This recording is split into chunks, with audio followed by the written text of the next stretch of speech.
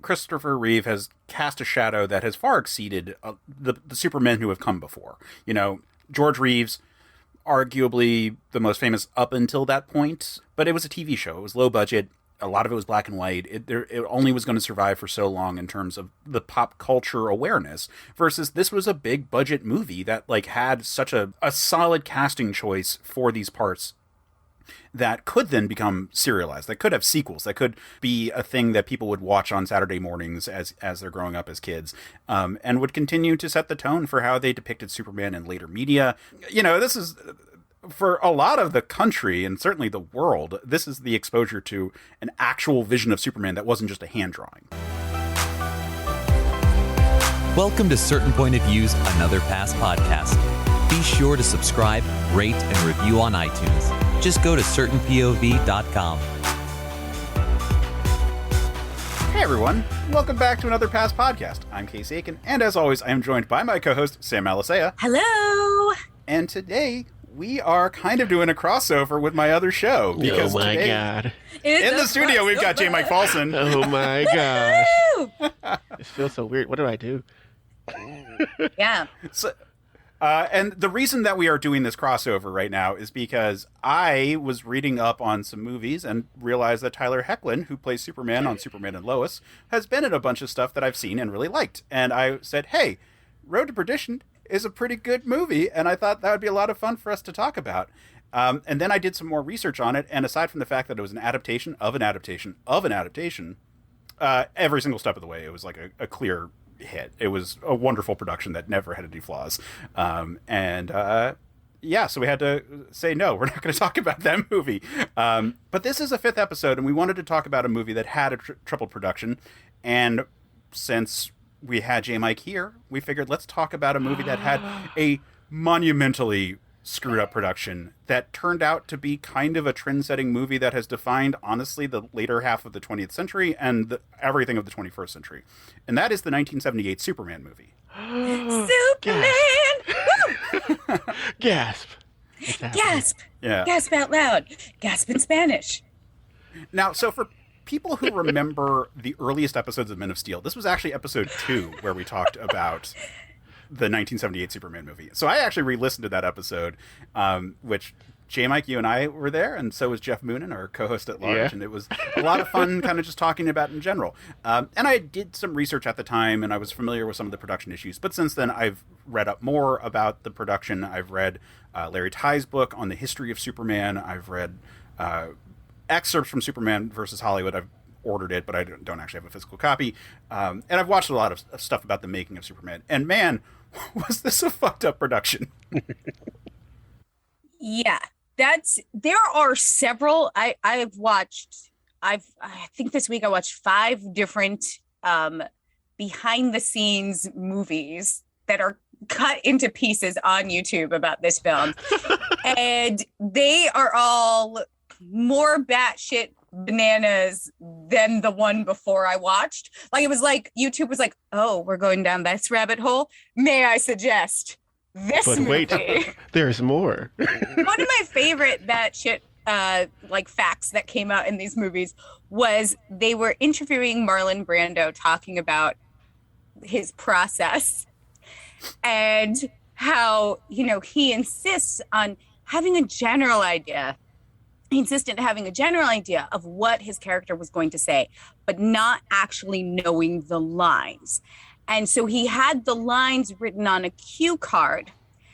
So like he knew what the scene was. They would tell him like what the scene was.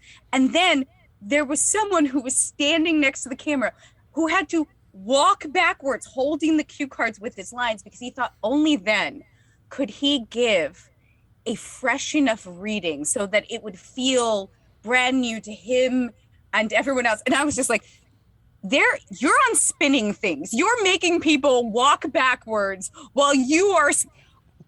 Okay, yes, you're Marlon Brando. Fine. Oh my God, that was fun. That was fun to learn today.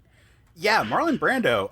We'll definitely talk about a bit when we get into the productions because man, he's A a whole character? Yeah. Oh my god! Like later when he did the Island of Dr. Moreau, he had an earpiece in just to feed him the lines because he just didn't give a fuck.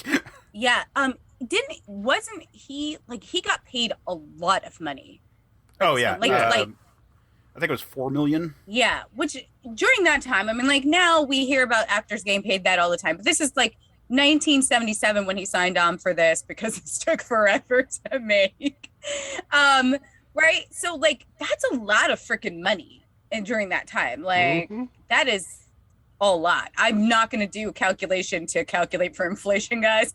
You do the math at home. Well, I mean, it was almost a tenth of the budget. Yeah. By itself. It was a $55 million budget movie for a movie that had to invent the types of special effects it was going to use.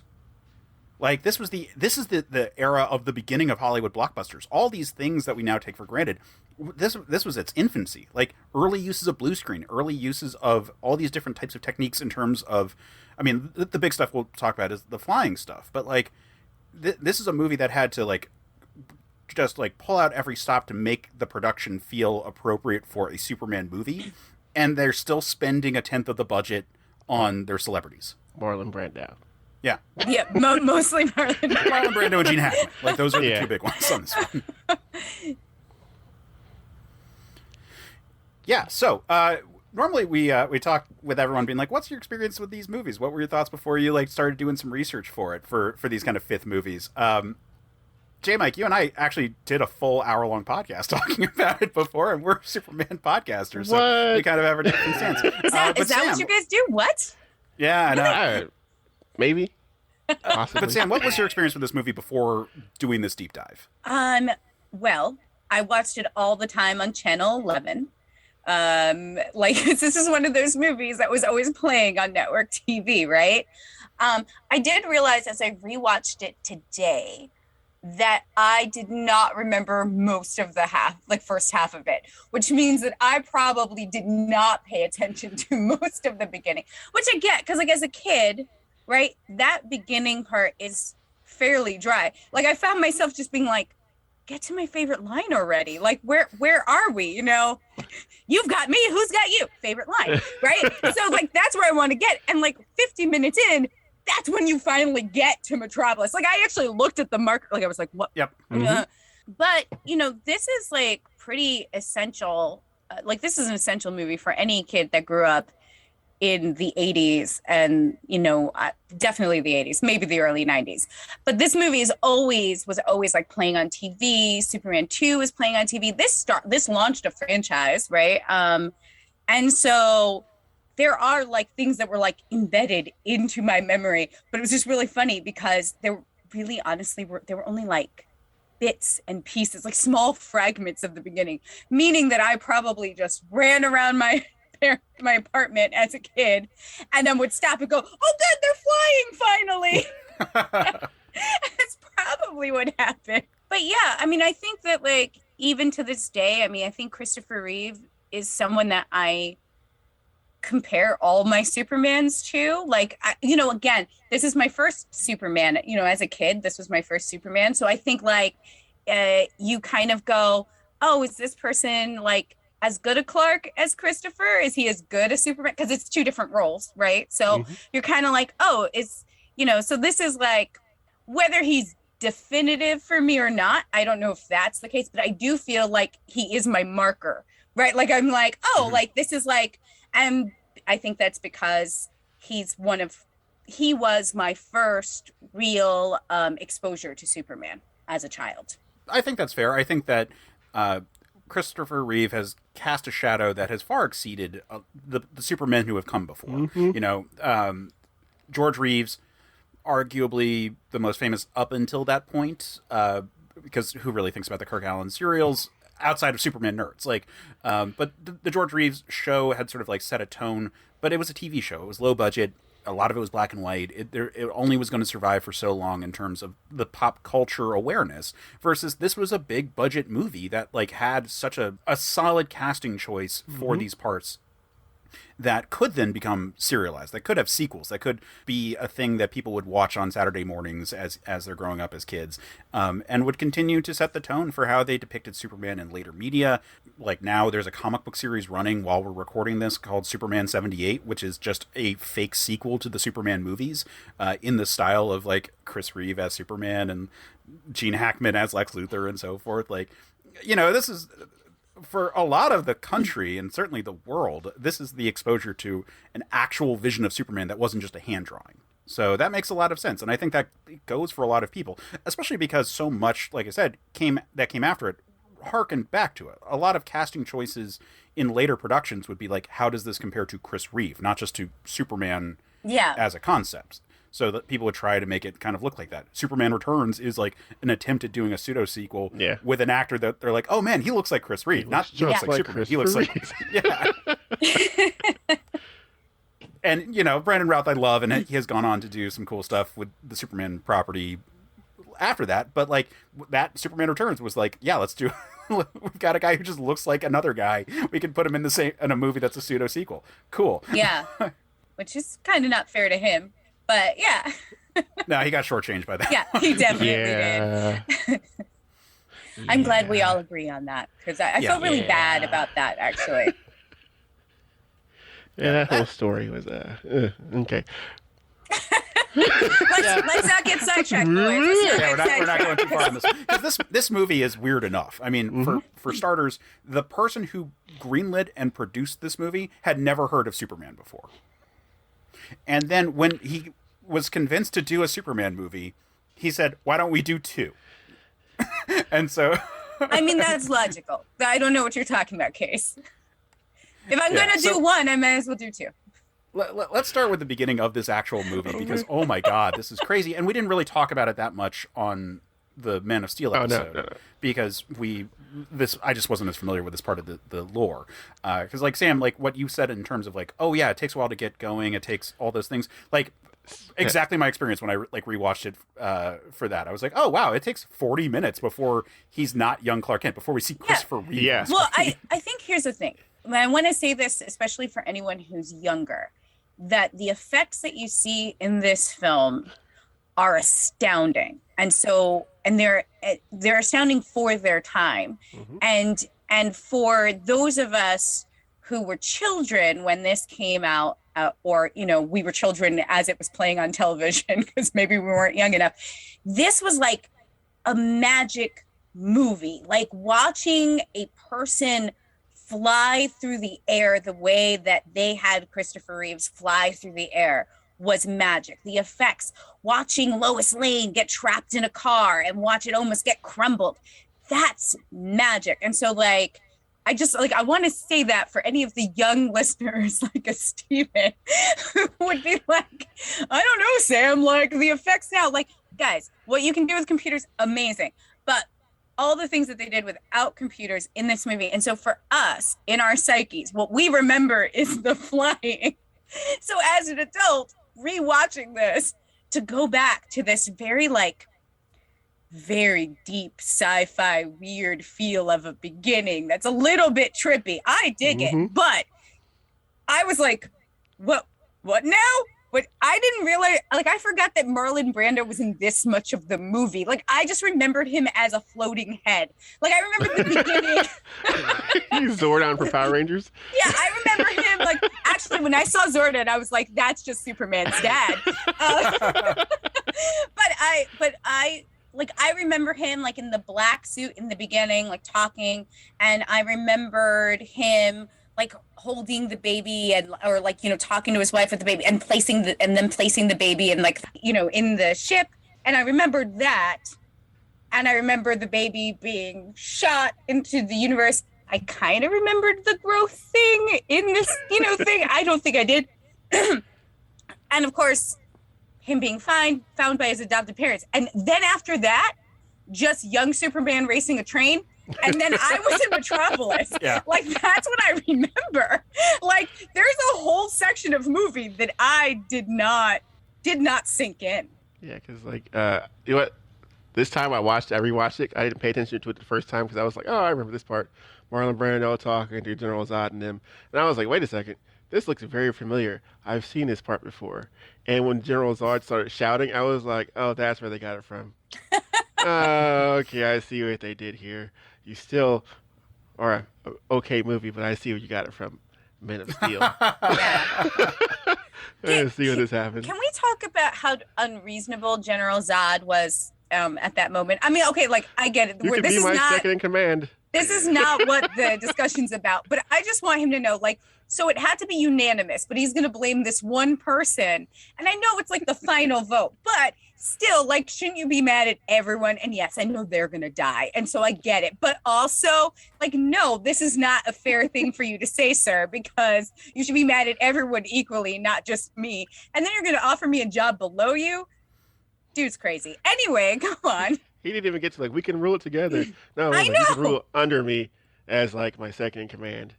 It's up to you. You know, if you want to take it, it's there. And then it was like, fuck you, fuck your horse, fuck your children, fuck your whole generational line. Find him. Like, I was like, bro. So that would be one of those scenarios where the script had different notes at different points, because there were a lot of revisions on this script. Last time when we talked about this on Men of Steel, I was like, yeah, you know, it's a script by Mario Puzo. It's not. Like, it's not. He wrote a 500-page draft of the two movies, and then it was rewritten like 15 times after that. It has nothing to do with that original script. But that means that there have been so many revisions that things that had plot points that were addressed in earlier drafts were removed. And by the time we get to this one, like, they were cutting stuff to make this a movie, because it is a long movie. Mm-hmm. Like, it's 143 minutes. Yeah, it's 2.5 hours basically. And there's a lot going on in this movie. And the stuff that's like sequel bait for the next movie that they weren't sure they were going to get, they had to trim down some of that. Superman doesn't show up to like an hour and 10 minutes, an hour and 17 minutes into it. Yeah. I think. Well, that depends on what you mean by like Superman showing up, because there's the shot of him flying out of the fortress, which is at about the 50 minute mark, Superman, and then there's the Metropolis stuff. Yeah, exactly. The helicopter scene. Yeah. Yeah.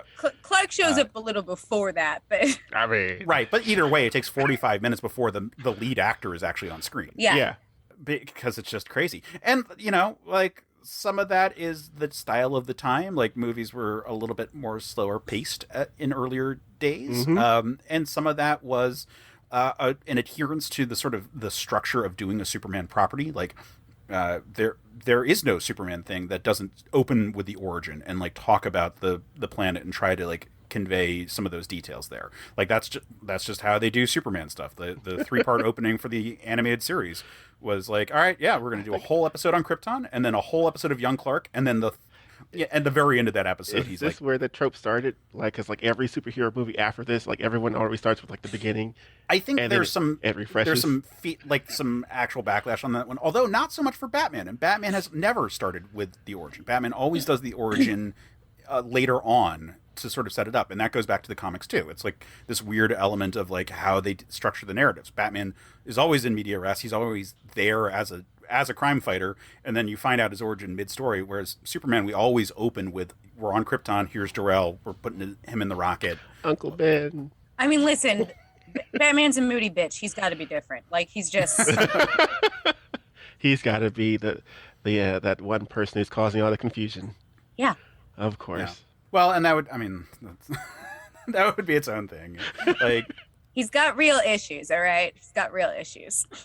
But going back to the origin of this movie, so 1973. Should we just start a podcast just talking about the mental disorders of comic book characters? Batman is a billionaire who runs around beating up homeless people. Exactly. Fight me. Yeah. Yeah. Fight me. I know I'm right here, okay? The cops aren't doing a good enough job beating up these people. Yeah. I'll take care of it myself. Batman's ACAB, but it's for opposite reasons from what you think. Yeah, he could just like open shelters and, you know, like alleviate some of the issues that create these criminals, but he doesn't. And I know all the fanboys that are going to be like, oh, he's got charities, he does all these things, and plus there's all this additional. I know, we all know. like, you don't need to go into it. It is funny sometimes to talk about it. Yeah. But he also builds guns to put on his car, so it's kind of like it cancels it out. But going back to 1973, when right, Superman. So the producer for this movie, because we have to talk about Alexander Salkind, because we didn't talk about him when we did the Man of Steel episode. Like, Alexander Salkind, the producer of this movie, had never heard of Superman before. His son was like, hey, this could be a good property. And Salkind is a crazy, messy bitch. Like, this whole production is full of messy bitches, but this is one of the craziest ones. He's the top. He is a producer who got into it mostly like half a Ponzi scheme. Like, he just passes money around. He gets people to invest in things, and then only if they succeed can he make money off of it. Or does producer style, like, oh, if it's a flop, then I can like pocket all this money kind of situations. Like, crazy guy in this scenario. So much so that the Screen Actors Guild had to create what was called the Salkind Clause in contracts, because just prior to this, he made the two-part movie, The Three Musketeers and The Four Musketeers, by way of shooting 2 movies worth of material and then chopping it up in 2 and then releasing it that way. And SAG was like, hey, none of our guys were being paid as if it was 2 movies. They were being paid as if it was 1 movie. And apparently that just became Salkind's like modus operandi, and so tried to do it for this movie too. But by this point, SAG had been like, no, you can't do that anymore. You caught on. But this guy's fucking crazy. Like, so traveled all over the world throughout his entire life, never lived in Costa Rica, but had a diplomatic passport from Costa Rica, basically by way of bribing people. Was not able to be in certain countries at certain time. At the release of Superman, the movie, was currently in jail because Interpol had arrested him. Is this part of the reason why they didn't ever have like an actual screening, or is that just because they ran out of money? I think all of the above. Because they actually like didn't do, like, one of the amazing things about this is they went to box office without actually ever like doing test screenings of this film, because I think by the time they were done with it, first of all, it had been in production so long, and second of all, because I believe someone mentioned that the issue with the producer had stopped them, and they just needed to go ahead and sell the movie.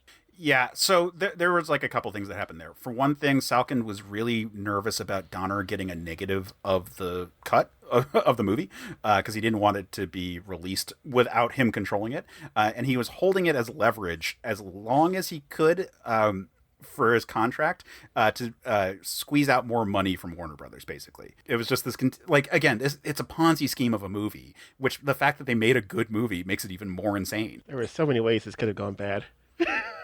First of all, like, there's so many ways this could go bad, but there are so many new technologies, which we will talk about, that were used, and like practical effects where the actors could have been severely injured. It's one of the things that they talk about in one of the documentaries that I watched, which goes with like talks with a bunch of the effects crew, and how they basically had a real like a real car crusher, like crushing the machine that like Lois was in, like Margot was in, and they were like, but she was a real pip and she just went with it. And I was like, wait, what? They were like, it wasn't gonna crush it out of the way. We had set where it was gonna crush. I was like, but you don't know that.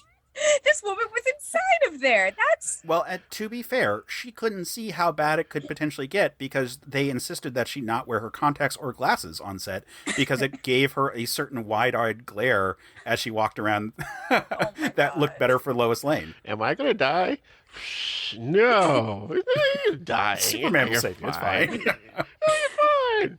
I mean, just the fact that the guy was like, but she was a real pip.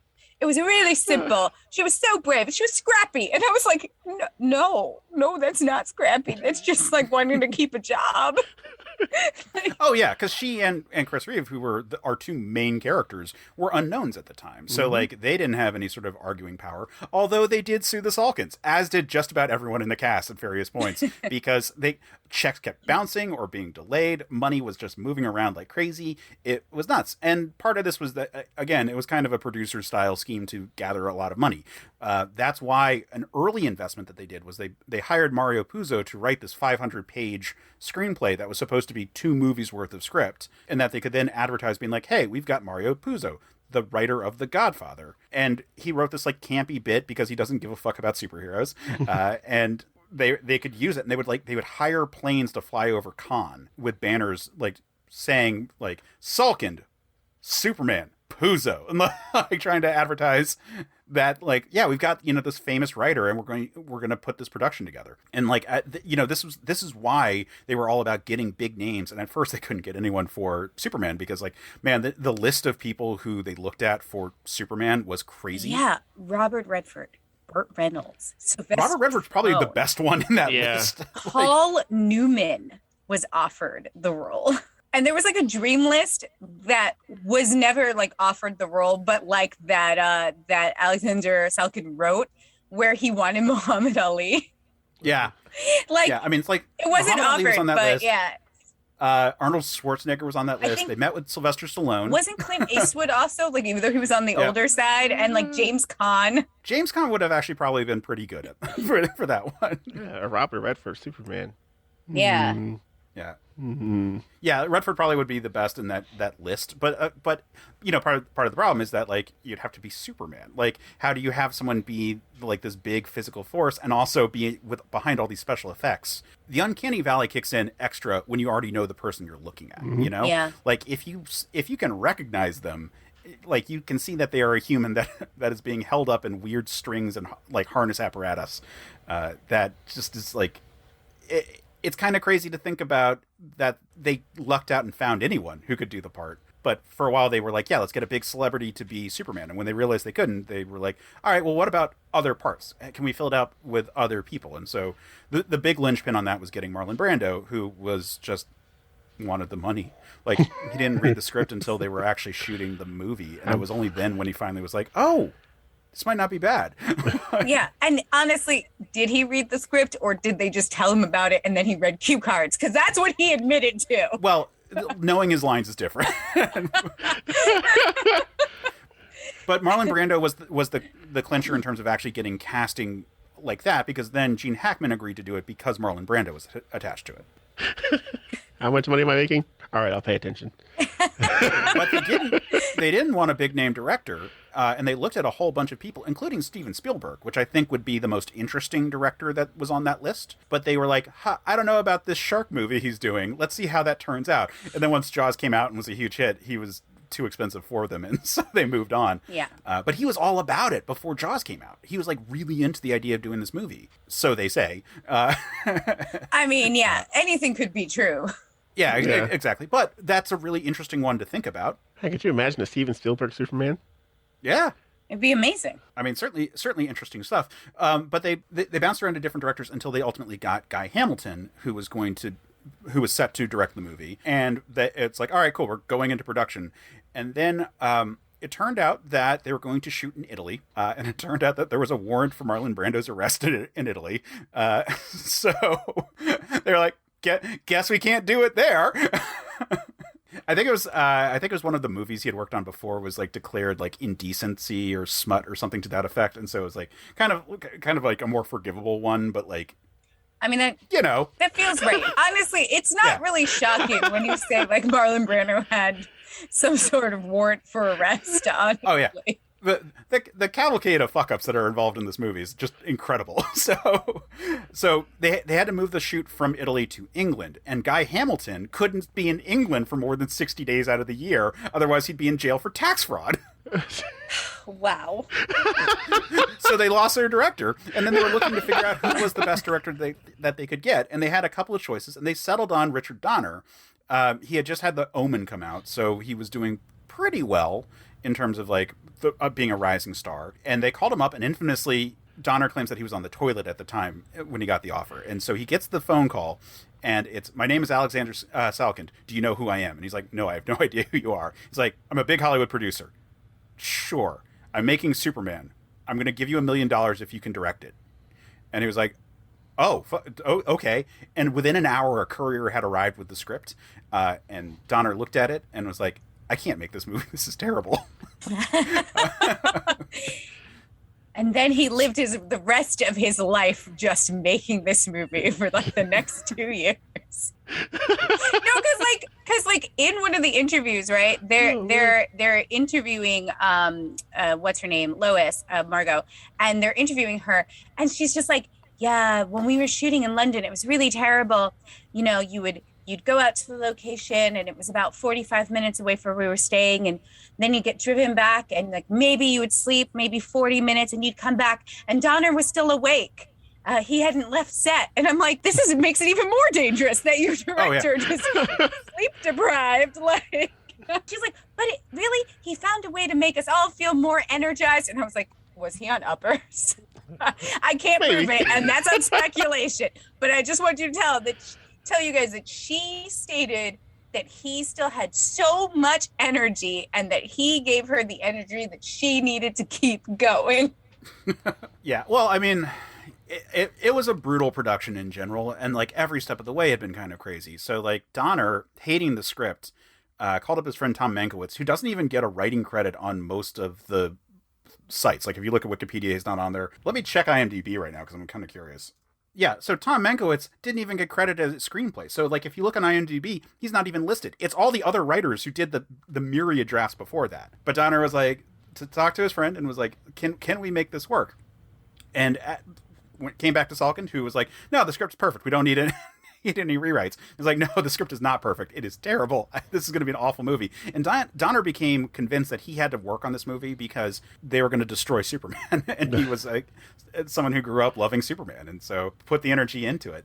And at this point, the Salkinds, having had, multiple directors that couldn't work for various reasons, having had a meeting with Sam Peckinpah, apparently where Peckinpah pulled a gun on someone. What? Oh my God. Yeah. I know, again, this is one of those productions where you're like, oh my God, every step of the way was just a giant clusterfuck. I can't get over that. It was made, period. Donner, put forward, hey, we can do this rewrite, we'll make this work, and we'll shoot the 2 movies. And so they started shooting 2 movies worth of stuff while they were doing this crazy year-long shoot that ultimately didn't even finish because of its own craziness. But so they go into it and they start working and they start looking at unknowns, and that's how they eventually get Chris Reeve, who at the time he's 6'4", and at the time he was 170 pounds. Which is skinny. A very small person at that point. Yeah. He actually describes himself as a beanstalk. Yeah, that's pretty true. He was very thin. Chris Reeve, after really making an impassioned plea to do the part and claiming that he could put on the weight because he quote unquote was a jock in high school, convinced them to go check out an off-Broadway show he was in where he played one character and his own grandfather in it, and they were like, oh, well, I guess he can act pretty well and he can do multiple parts. Yeah, you know what, this could work. But again, still beanpole, the right height, good face. Yeah. Super skinny for Superman. J-Mike, when we talked about Superman 3, we noted that Chris Reeve by that point had actually put on enough muscle that you could weirdly the best part of that movie is that he really looks like Superman there, even more so than he did for the first 2 movies. He even had the beard and everything too. Your favorite Superman case. Well, it's really interesting too because he also said in one of the interviews I watched with him, he said that his initial audition for them didn't actually have any script or lines. They literally had him, they reached over and handed him a pair of glasses and told him to put it on. And then they were just like, okay, we'll call you. And that was it. They just let him leave the room. They just wanted to see if he would have a good enough face in the glasses. And they kept him on the list because he looked good as in the glasses. So they would be like, oh, he'd still be handsome as Clark Kent. That's what kept him on the list. Yeah, well, because I figured they could pad out the suit or anything like that. But my thing is did they even have a real script at the time that they put glasses on his face? Probably not, no. Although it also could just be, it was super uncomfortable doing the screen test with him because I don't know if you've seen the footage of his screen test. He's in the Superman suit and he is drenched through it. He sweats. Christopher Reeve apparently is a very sweaty person. And it's just poured through the suit. There's just terrible blotches all over the place. And that was probably fairly uncomfortable for them too. But to get him into shape, they brought on none other than David Prowse, who those who are familiar with the behind the scenes stuff will know was the body actor for Darth Vader. Weird ass movie. Like I said, there are so many moving pieces in this thing. It's a miracle that it actually got done. Yeah. And he got him up in weight. He was like, I think he was at like 240 by the time he was actually like in the part. So they didn't even need to put padding in the suit. No, it's actually a pretty good size for that. I'm 6'3", and I was very skinny in high school, so I can give credence to that. The fact that he got to 240. I give applause for that. Yeah. Apparently, he said he ate 4 times a day, whatever he wanted, like high protein, high calorie diets, and then just did so much weightlifting. Because like 6'4", 170 pounds, like the lightest I've ever been as a adult in quotes, because I'm still not really an adult,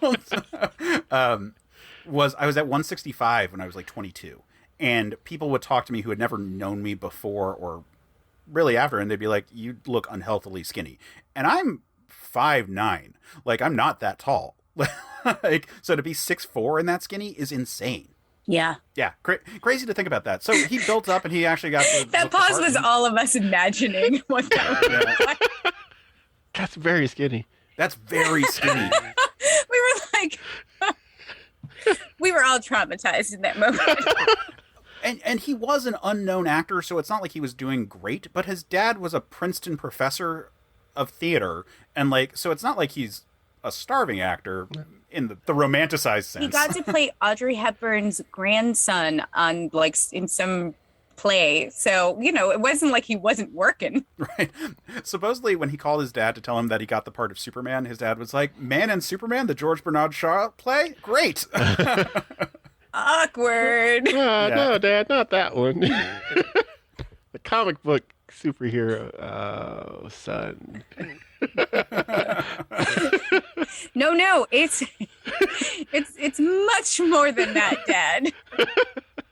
It's a serialized DC hero brought to life by an amazing, powerful Hollywood producer.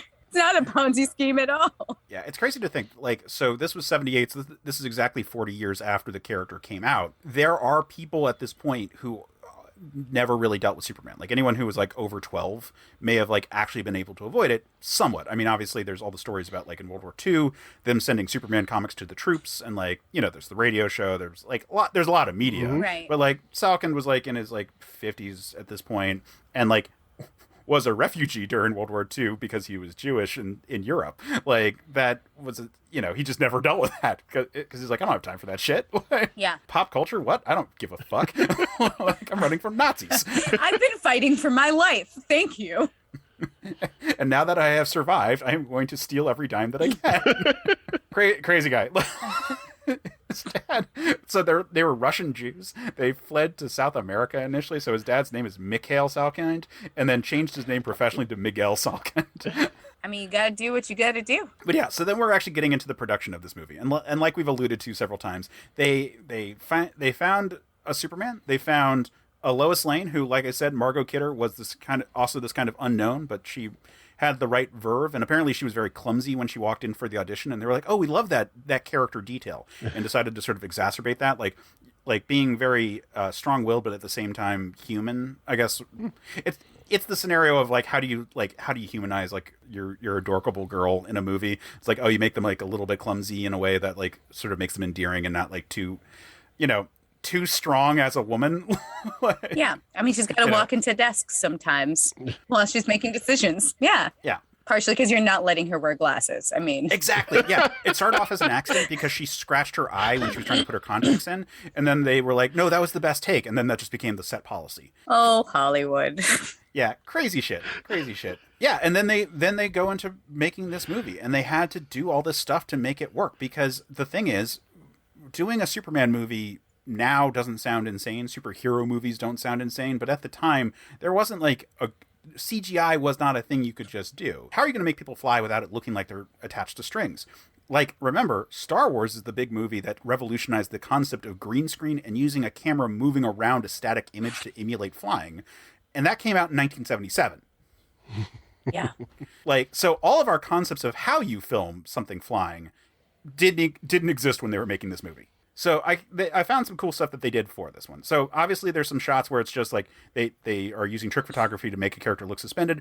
They do this thing where they create a body sculpt that they attach to your chest, and this is what they did for George Reeves for that, where you can be attached from the side, and so from one angle you won't see anything holding you up, but you can't like really move around. You can just have like a superimposed like moving background for like a side view kind of shot. But the thing that ultimately became this really cool thing. So the director of special effects, or pardon me, the optical effects supervisor, Roy Field, developed this technique where what they would do is they would do rear projection, and they developed new types of projectors that were lighter than the ones that had previously been used. These were ones that were like 30 pounds instead of ones that were like 150 pounds, so that a person could theoretically hold them, or that they could be positioned in ways that previously was not possible without like more intense rigs.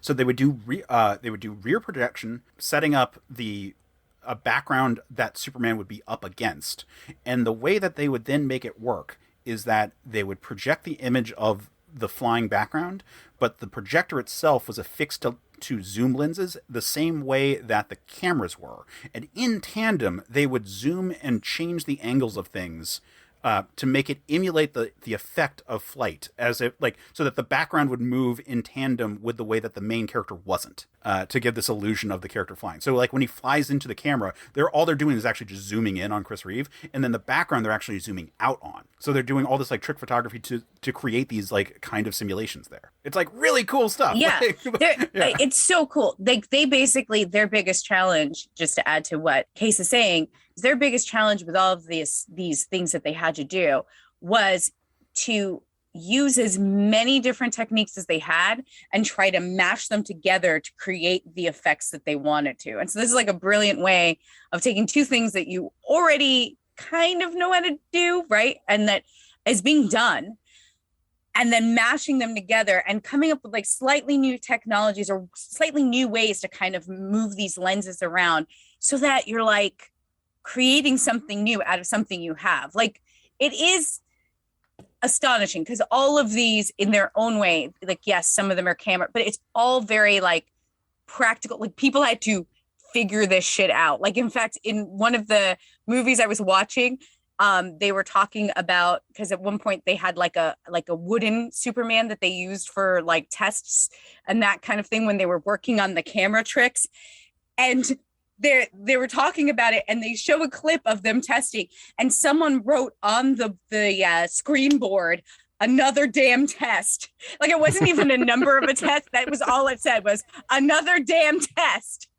And I was like, this is the level that they were. It was probably like so late in the middle of the night, and they were like, no, let's try it one more time and see if it works. If we do this kind of, if we like change the way that we're shooting in this angle and that kind of thing. And they were like, oh, another damn test. I want to go home. Yeah, I want to refine what I said before. So it was Roy Field who was the optical effects supervisor. The person who actually developed it was Zoran Perisic, who developed the system called Zoptic projection, which is what we just described, using the zoom lenses and so forth. But I just want to make sure that we're crediting these people, because these are groundbreaking people, like developing technology that maybe not in full use today the same way it would have been at the time, because they were just inventing it to do these effects, and we have CG in different ways now. But this is the early day of blue screen, green screen. I use that every single week. Every video I make, I have some green screen element in there. It's huge. Like, all these, even if we can do it more easily now in a computer, it's still a thing that you needed to figure out how to do in the first place. And the fact that they had to figure out how to do it in camera is even more impressive. It's a miracle. They performed miracles in this movie. Yes, especially that no one died with the lack of sleep that was happening from all of these crews. Like, I was watching footage of when they do the scene with young Superman running along the train. This is like literally like a rig where they basically have him just slightly low enough to the ground so his feet are not touching the ground. And the camera's right on the truck, and he's just hanging there. And they're basically like, okay, so you just move your feet like you're running, but it'll be okay because you're never going to touch the ground. So, like, potentially your legs are not going to break, because we're basically you're on a fucking truck. Like that's how you're gonna We're dragging you at the tail of a truck, right? Like that's how you're gonna do it, right? It's actually on the side of the truck, right? So it's just like it looked like this insane like look of a thing, because they wanted the camera to be facing the train. And so they basically have him hanging like a hangman's noose on the other side from these these extension. He's chained all the way in, and I'm probably sure that he was not comfortable at all.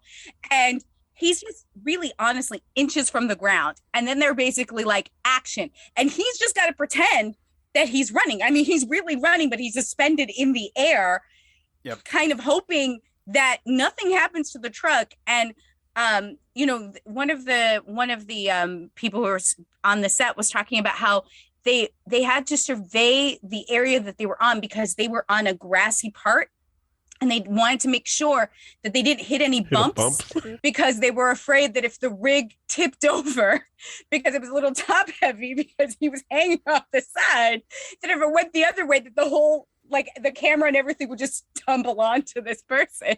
Am I going to die? No. Yeah, again. No. It was perfectly safe, guys. It was perfectly safe. But they made sure everything was flat, and it was good, and we got a really good scene out of it. Yeah. So when we did the episode on Men of Steel about this, we talked a lot about the running scene, because it is one of the more awkward special effects that's in this. Yeah. On my rewatch this time, and I'm not sure, because so this time I watched it on HBO Max, but the previous time I watched it on the special edition DVD that I had. Maybe it's a shorter cut. I don't know. The scene seemed shorter and didn't bother me as much, so I don't really know. Because there are also a lot of cuts of all these movies, so that's also out there. Lots of unused footage, by the way, for reasons I will get into in a minute. I mean, that makes absolute sense. But, I think it looks fine for what it is. Running is really difficult to make look good. The best use of it I've ever seen, like super speed running, was in the movie Underworld, where Michael Sheen was running on a platform that they were moving, so that everything around him was moving not nearly as fast, because it was like running on a conveyor, like at the airports, like conveyor platforms. And that was like the best use I've seen of making a person look convincingly super, super fast. But I mean, look at the Flash TV show. I enjoy that show overall, but man, the running effects do not look good. Yeah. I mean, I think for one of the things that the visual effects team said in the documentary I watched was that they really wanted to make sure that his shadow was included. Like, they were very worried, because they felt like they wanted that to feel as authentic as possible. And I want to say that for the limited resources that they had, and the fact that they actually used a real train, I'm going to say that I think that the scene still came out good. I feel like the shadow is there. It's weird, but he's so light, he's so light. He's running. And I think that it's an enjoyable thing, because why not? Superman, he runs like feathers beneath him. Am I going to die, guys? No, we're not going to die. Listen, you'll be fine, guys. Everyone in this movie could have asked at one point in this movie, am I going to die today? I feel like maybe the people that were probably the safest was probably Marlon Brando and sometimes Gene Hackman, because their scenes relatively didn't require a lot of whatever, but there was the unused spin. There was a whole scene where there was supposed to be a scene where it was supposed to be this trippy thing where it was going to show how Jor-El and basically Superman's parents' death. And so they basically spent hours spinning them on this rotating table thing, just because they were pointing the camera down at them. And I was I'm getting motion sick just watching this. And just the actors, there was one where Marlon Brando was on the floor, and and his wife was standing upright, and she was standing over him, and they were just spinning, and she was looking up.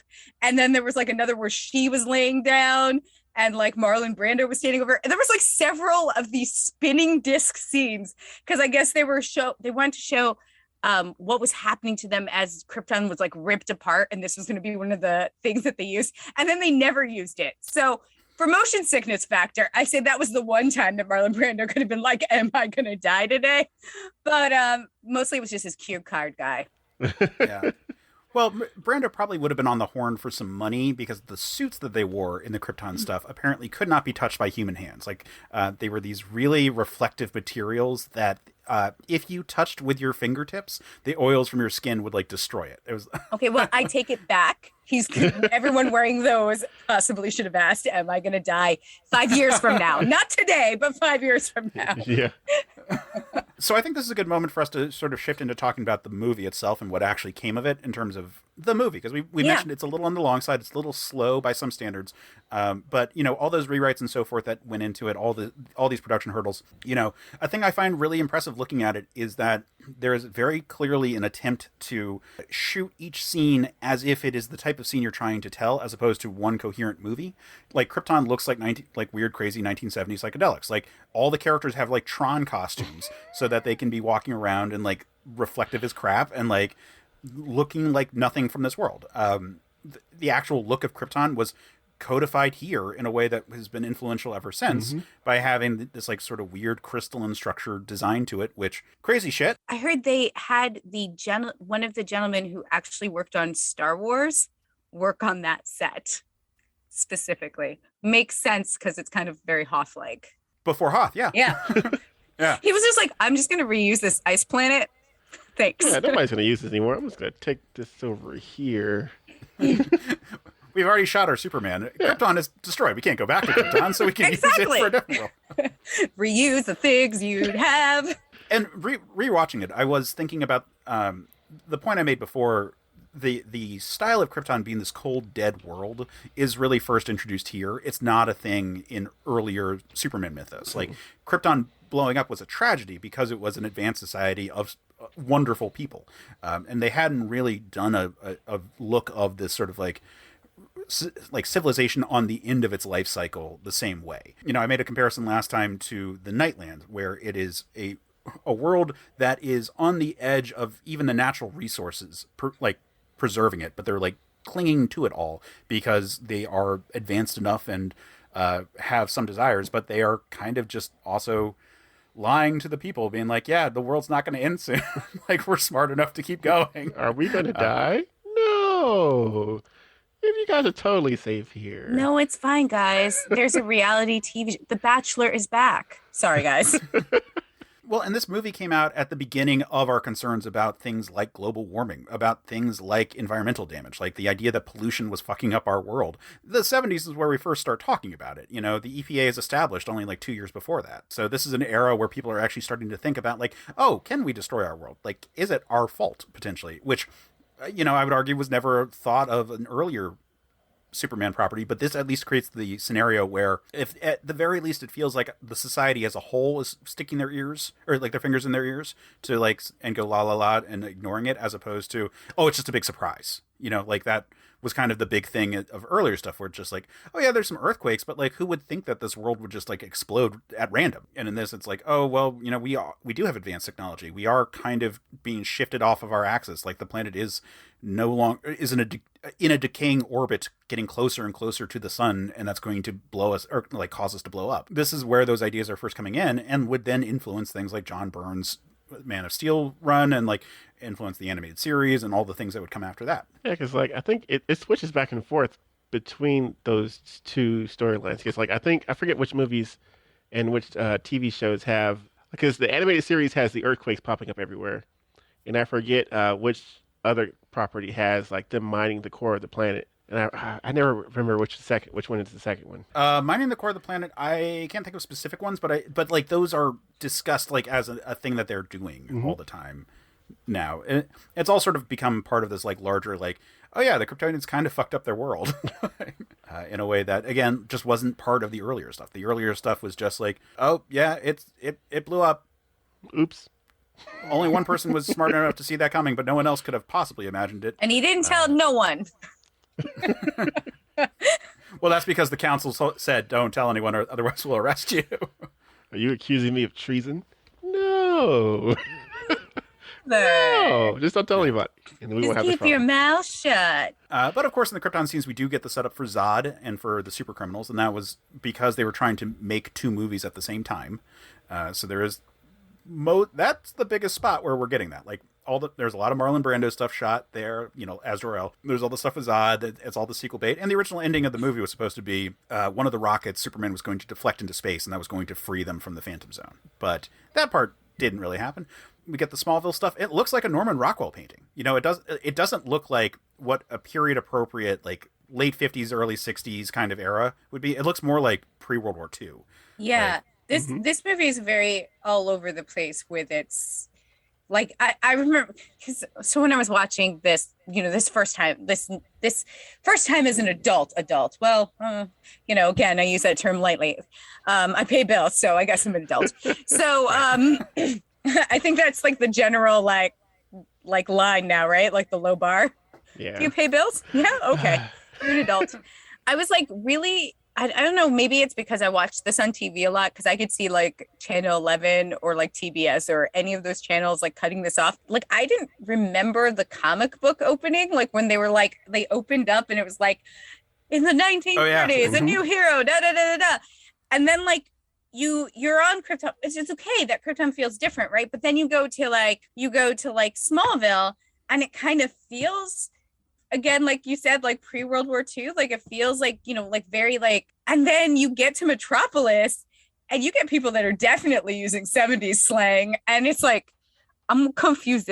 What era are we in? Like, yeah, everything feels like a little bit off. Like the music that they play in the car, like Lana and like all the people when they like leave Clark behind, is Rock Around the Clock, and like that's like 10 years too early for like what would be an appropriate 26-year-old man in 1978. Exactly. Like, it's weird. It's like, so like when his parents pick him up, it's like just like, it's like maybe right after the Great Depression or during, right? It looks Dust Bowl. Like it looked like, and you're like, where are we? Are we in the 30s? Are we in the 40s?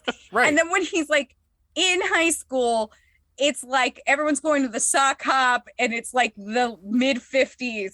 And then you get to Metropolis and it's the 70s. And you're like, did he spend that long in the Fortress of Solitude? It's very jarring. And again, like you said, this had so many issues. We're just lucky it had any continuity of characters. Well, I think it's deliberate. I think what they're trying to do is trying to make an argument of like, this is what you imagine that scene from the Superman comics looks like in each one of these, like as contextualized in a movie. Like the Smallville stuff has always been kind of period piece anyway, because it was always Superman's growing up period. And at this point, like that had become so iconic that it made more sense to make it look like something from the, like I said, anything prior to like the 60s, which is when it's actually set.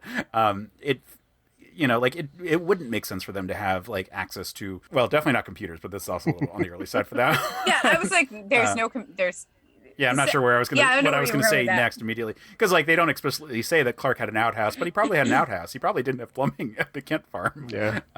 Yeah. I mean, they don't show it, so maybe he did. That was also shot in Canada. So, lies all around. But my point is just that I think that they are making a deliberate effort to have each environment feel appropriate for the movie version of that environment. Like a movie version of a story set in like a big city should feel like a 70s kind of like snappy dialogue. I've noticed that it feels very 9 to 5 at spots, which maybe not quite as progressive as 9 to 5, but like Lois is, a very take charge kind of person. Like all the newsroom stuff feels, like the kind of stuff that you would feel in like a 70s drama. Like that, I think, works really well for the setting that they're in and making it feel like a real place. Whereas like the Smallville that Clark comes from is this halcyon like flashback kind of thing that we just happen to be watching in chronological order. And likewise, Krypton is supposed to be like, look at this weird alien world. It looks like nothing that we have. And it really doesn't look like anything that we have. So like each step is getting us to the point where we get to like, okay, now we've got this, tall drink of water, walking around, like chatting, like having like punchy dialogue with like his lady colleague. And like, like one of my favorite shots is when Lois is lecturing Jimmy and she's saying like a good reporter, and then like she walks in and like Perry finishes off the line. Like, no, actually the newsroom stuff is pretty great, and I feel like all the coworkers are pretty great. I feel like actually a lot of the dialogue between characters is great. I mean, like we haven't even talked about Lex Luthor and his band of merry men is what I'm going to call them. And just like, no one's going to get this but Case and I, but Lex Luthor and Vashon Trent are the same person in this film. And that's just for us. I'm sorry, guys. No, people may have listened to the Birds of Prey episode. That's true. If you haven't, gone back and listened to it, and then you'll understand why. Because I think sometimes he thinks we're the idiots in the room, and we're lucky to know him. And Otisburg.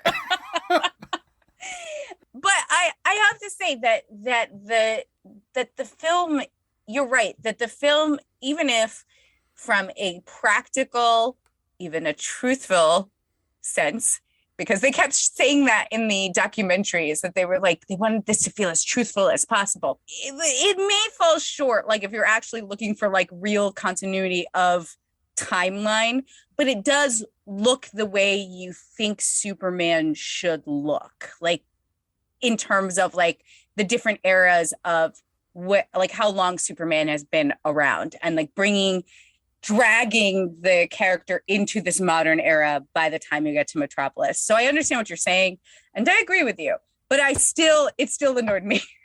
Yeah, no, it does feel like a movie that is a patchwork of stuff. And that's, like, again, there isn't a central plot to this movie.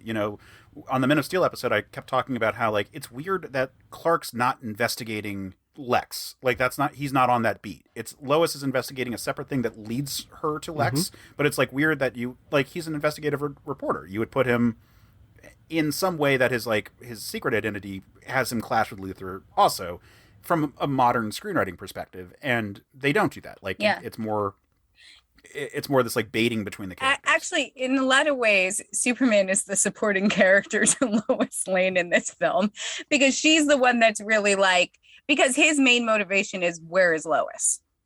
Right. Pretty much all of the time. Like, he's just here to romance. I don't even know if he's here to save Metropolis for Metropolis. I think he's here to find a wife. Hey Lois, are you free tonight? I'd like to ask you out on a date. No, I'm kind of busy. You do your thing. Okay, guys.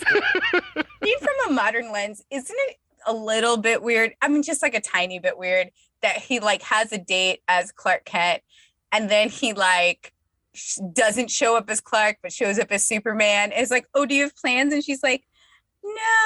And I know like this is a gif, right? Because like he's giving her the exclusive interview, like he's making sure that she's home. But also it feels like weird and a little bit manipulative, because then he shows up later as her date and is like, oh, sorry, I was late, ready to go out, we're gonna have a great time. And she's still in a daze over like being near Superman. Then she like, and he like kind of gaslights her a little bit. Yeah, he does. Like, he was really like, weird. Didn't you hear me knocking? Like, he's like, did you hear me knocking? She's like, oh no, because she's like so like in the daze because Superman took her flying. Which, by the way, yes, magical, but that girl, she would have been cold. It is cold up in the air. Like, that outfit was not flying appropriate. I've always thought that since I was a kid. Like, I was just like, her hands would be so cold. Like, I don't know. You know what I mean? Like, okay, anyway, only me. So,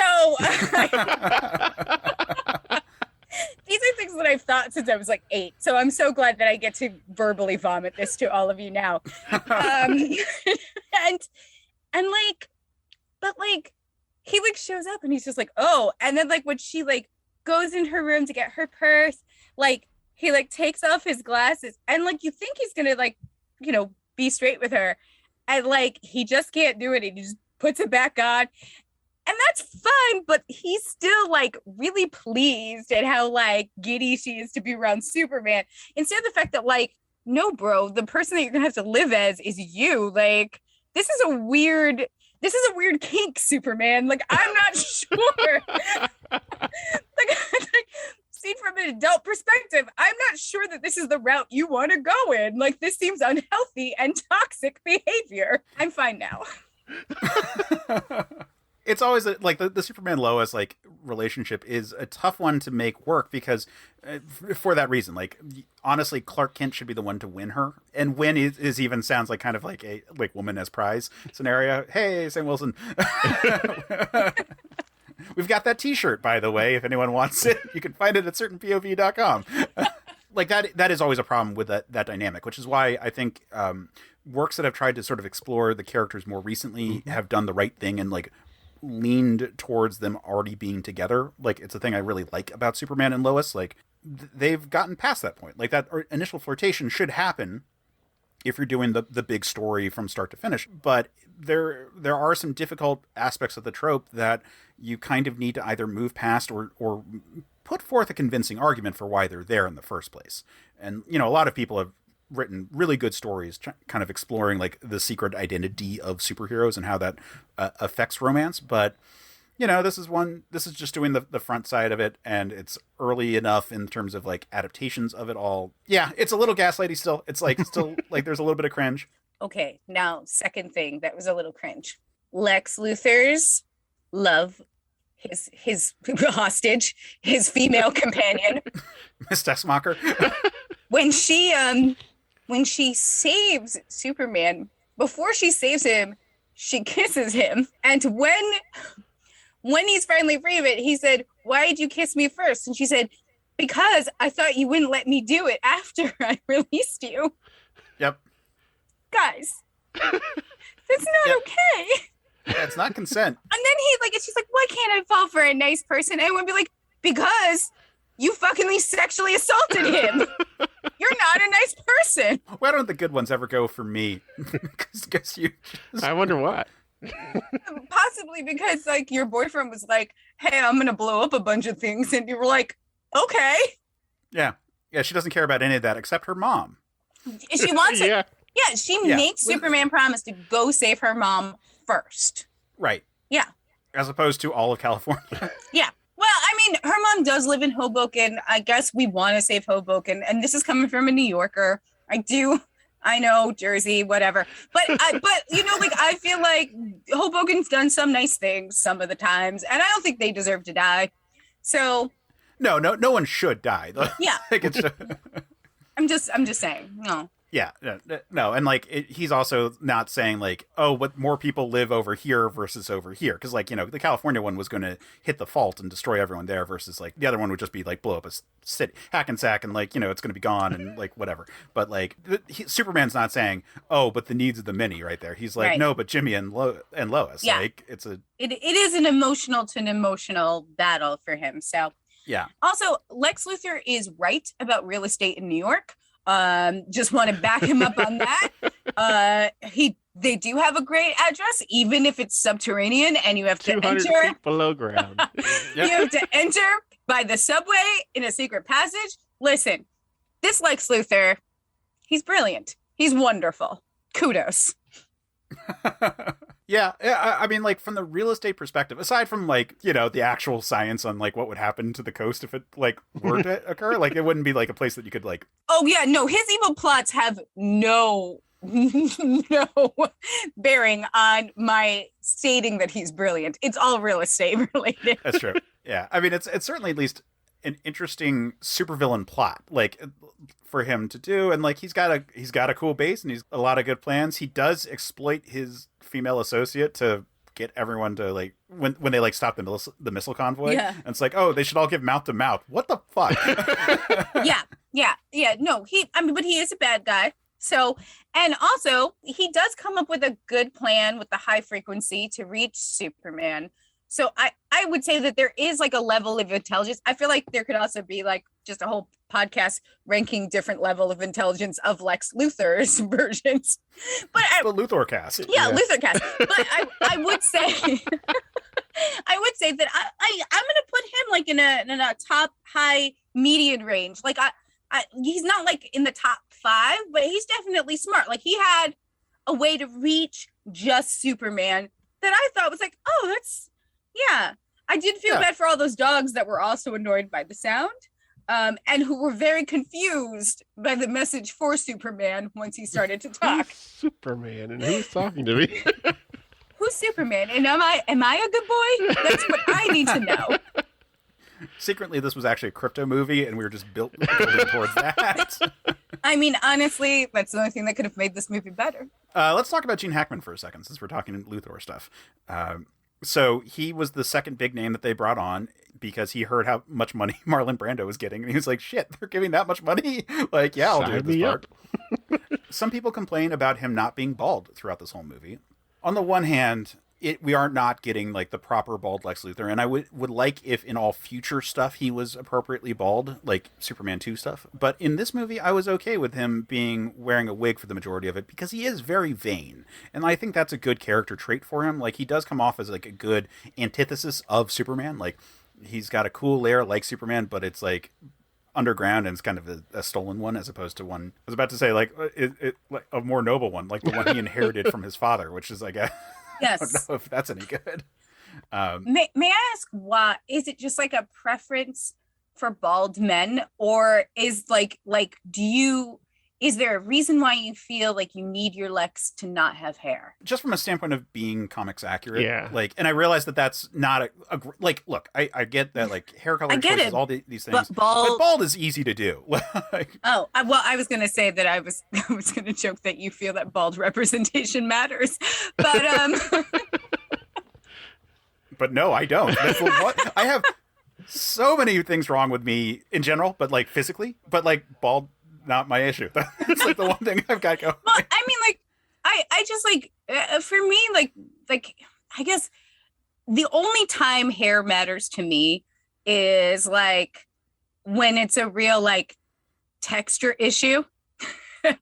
So like, for instance, like in the future, like they've already hired an America Chavez, and she's not from the right island, the actress who's playing it, and her hair is bone straight. And I kind of feel bad because this was a good chance to have an Afro-Latina representation in a Marvel property in the future. And so that's the only time that I really have, and that's a texture issue, that I have a problem with like the actual hair. That's, but I don't know. I don't personally care if Lex is bald or not.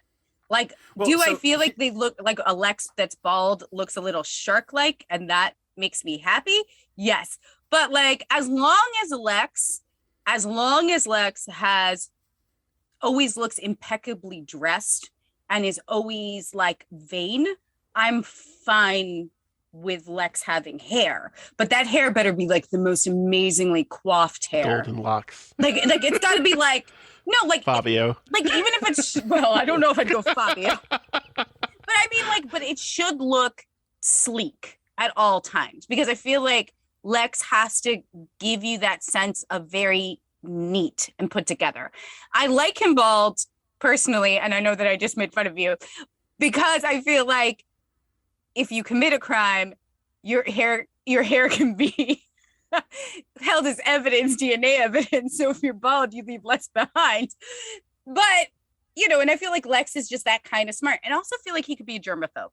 Well, so I guess here's the other part on that. So Lex Luthor, going back to when he first showed up, had hair initially. And then it was an artist error that made him bald going forth. But they, rather than just be like, oh, we fucked up, and either like just like kept him bald and didn't say anything about it, or gave him back his red hair, they decided to make it part of his origin story as a supervillain. So like Lex Luthor lost his hair by way of Superboy accidentally putting it out of fire in his lab. Okay, so now you've convinced me. He should always be bald. That's why actually the best modern adaptation of that has been Smallville. Yeah, where he's bald, and that's like a big pain point for him. Like, that's part of his vanity. Like it is very much the same thing as Doctor Doom, but with a way more trivial issue. So what you're saying is that Lex Luthor must be bald, so that one of the things that he hates about Superman is hair envy? Yes. Okay. Yeah. Sold. Lex Luthor must be bald. So that's why I'm actually okay with the scenario with him having hair in this movie, and if the wig is taken off or whatever, I totally forgot about that. He's unveiled to everyone as being a bald man because Superman captured him. Like, I think that works to sort of keep that element of that issue. It would have been great if Hackman had the hair on, and then the hair had blown off at some point. That would have been amazing. Yeah, well, and that's why I think like future stuff should, and why I'm okay with him having hair in this movie. Like, I think that the end of the movie where it's the reveal works, and it's just like kind of a bummer that he keeps putting wigs on later on. Like, it's nice as a reveal point. That I think that part works. But the big reason for why I like having Lex be bald in movies is because that's an iconic part of the look. And like some characters, it doesn't really matter. But for a character who's like famous for being one of many mad scientists and the bald one, like that's where it's like, oh, come on, like you're not you could cast literally anyone and have them wear a skin cap. It doesn't Would really Lex matter. be technically classified as a mad scientist? This era of Lex, yes, absolutely a mad scientist. I feel like he's more of like a weird. Well, I guess never mind. I take it back. He would be a mad scientist. I mean, I know that he definitely experimented on those poor dogs. Yeah. I'm always thinking of like the animated TV series where he's like more of a like real estate agent. But the businessman Lex came in the 80s, and that in the wake of this, where they did try to have some sort of like financial goals besides just being like super fuckery, which was kind of his whole modus operandi for like from the 40s through the 70s. And it makes sense because the 80s was an era of greed, and so there, that was always like something that in media would kind of pop up, right? Like businessmen, evil businessmen. Yeah. I mean, like if you look at his 80s version, he's designed to look like Donald Trump. And then funny how that played out. Himself and took his brain and put in a clone body that had long Fabio-esque hair. I just want to note. I was right. Listen. Here's the thing: the next Superman, I want Lex Luthor to start with the Fabio hair. I want some sort of weird thing that happens around when Superman's around for him to lose all of his hair and for him to constantly bring it up that the fucking alien made his hair go away. Like, and I want pictures on his wall of him with his hair looking like Fabio in the background of every movie. With an Australian accent, because that was the other part. When he faked his death and pretended to be his own son, but actually in a clone body, he had listened to tapes that give him an accent so that he could pretend to be this other person. Absolutely. All of this. I want all of this. All Somebody of those things. Make Put that this. You know what? An animated short would be fine for me. I'll take it. Anyone, please. Clone Lex, it's great, and it can tie into Con-El Superboy stuff. You can do so many things with it. Side note: that version of Lex was also sleeping with Supergirl, who was an artificial reconstruction of Lana Lang turned into an amorphous gel that could take the form of a blonde woman. Comics are weird. Comics are very weird. But so was this production, and this production had other hurdles that we should talk about. One thing I wanted to reference is the casting for Perry White. I think Jackie Cooper did a great job, but he was not cast to be Perry White. The person that was going to be Perry White was Keenan Wynn, who had a heart attack right before they went into filming. Oh my God. Wow. And so he had to drop out, and I survived. Thank gosh. Yeah, I have not looked up. Yeah, we both stopped speaking, just so you know. We were I was about to start survived typing, at the time, but could not continue being in the movie. So they cast Jackie Cooper, who I think did a pretty good job as a Perry White. Like, I think that he sold the gruff businessman type, and he's one of the mainstays that then remains with the franchise for all the successive movies. Even number 4?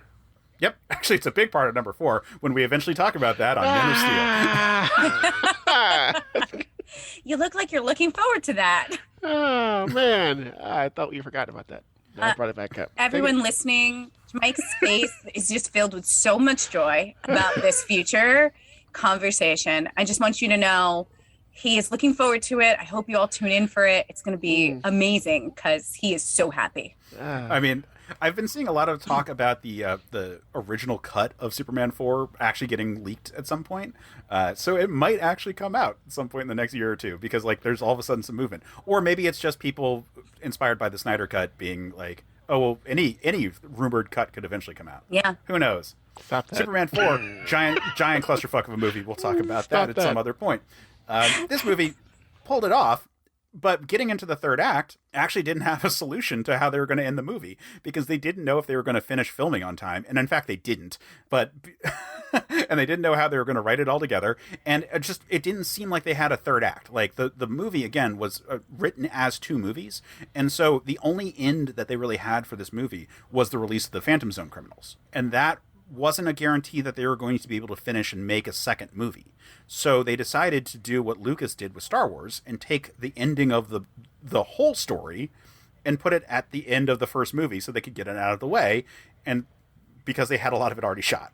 So they took the ending of the whole 2-part movie that they were doing, which was Superman turning back time, and inserted that here as a way of concluding the arc of this movie. And that was because they were not guaranteed that they would be able to make Superman 2. And if this movie bombed, they definitely wouldn't be. So they might as well just use the stuff they had and work it in. I would argue that that is a pretty creative scenario in a world where they only made one movie.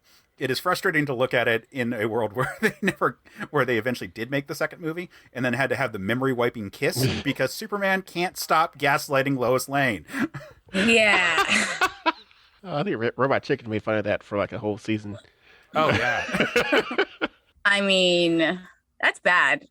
Yeah, I'm going to wait a little while before I watch it. Because after I finished this, I was like, oh, maybe I'll watch too. But you know what? Now that you brought that up, I'm going to wait. I'm going to wait a little bit before I watch it. Well, the version you could watch and not have to deal with that issue is you can watch the quote-unquote Donner cut, which is actually the beginning of all these, like, well, maybe we can recut the movie to be the way that we wanted it kind of scenario, because that was actually released and so forth. Because Richard Donner didn't finish this giant production. They just barely got Superman 1 out the door in time to make it to theaters, as we had discussed before. Right. And when Donner was going to come back to do the basically reshoots, but like the actual finishing of the filming for Superman 2, he was fired. They were like, no, we don't want to work with you anymore. But he'd already shot like a shitload of the movie because they were shooting it all together. Right. And Richard Lester, best known for doing a bunch of Beatles movies, was brought in to do, and he also directed the 3 and 4 Musketeers, which is why he was working with the Salkinds, was brought in to do those movies. So the Donner cut uses the original ending because at the time they were like, well, we'll just write a new ending when we get there. And he never got the chance to write a new ending. So they only had the footage from what the original ending was, which was the turning back time, or they used the forget me not kiss. And I don't think he even could use that because that was all shit that Lester shot. So so that's what happened there. But yeah, so they were shooting, he basically shot 1.5 movies. Barely got one out the door, and then the other one, someone else came in and got the credit as the director for. It's a miracle we got this first movie out. I'm gonna keep saying that. Yeah. It is honestly a miracle that like people didn't get hurt, that no one died on set, and that like for the most part people made it through with most of their sanity. Yeah. And like all the screenings that they did up until the actual release of this movie was without sound because of how crazy the Salkinds were about like holding on to the negative. So no one got a chance to look at what this movie was going to look like with the soundtrack. And that's the last thing we have to talk about because it is the most amazing part of this movie and the most enduring part of its legacy. Yes. Yeah.